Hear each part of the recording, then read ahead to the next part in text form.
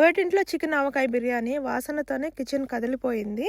ఎలా చేయాలో చూద్దాము. ఇదేమో చికెన్ ఇలా పీసులుగా కట్ చేసుకోవాలి. ఆవకాయ డబ్బా పక్కన పెట్టుకుని ఇప్పుడు దబరాలో నెయ్యి ఆయిల్ వేసుకుని వీటికి కాక గరం మసాలా ఉల్లిపాయలు వేసుకోవాలి. ఈ బాగా బ్రౌన్ కలర్ వచ్చాక 1 టేబుల్ స్పూన్ అల్లం వెల్లుల్లి పేస్ట్, అల్లం పచ్చిమిర్చి ముక్కలు 4 టమోటాలు కట్ చేసి వేసుకోవాలి.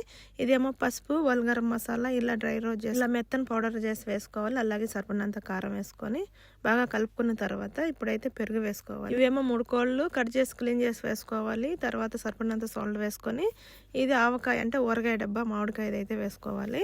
అంటే 4 టేబుల్ స్పూన్ వేసాను. అలాగే కొత్తిమీర పుదీనా వేసుకొని ఇదేమో రైస్, ఇందులో ఆయిల్, సాల్ట్, గరం మసాలా, కొత్తిమీర పుదీనా, 1 నిమ్మకాయ అయితే వేసి ఉడికించుకొని ఇలా ఉడుకుతున్న చికెన్ పైన లేయర్గా వేసుకోవాలి. ఇప్పుడైతే కొంచెం ఫుడ్ కలర్ అయితే వేసి ఇలా మూత పెట్టి సిమ్లో బాగా ఉడికించుకోవాలి. అంతే, మా ఇంట్లో ఈరోజు స్పెషల్ చికెన్ ఆవకాయ బిర్యానీ. ఈ రోజు మా కిచెన్లో వాసనతోనే మైండ్ ఫ్రెష్ అయిపోయింది. మీరు ట్రై చేశారా ఈ కాంబో?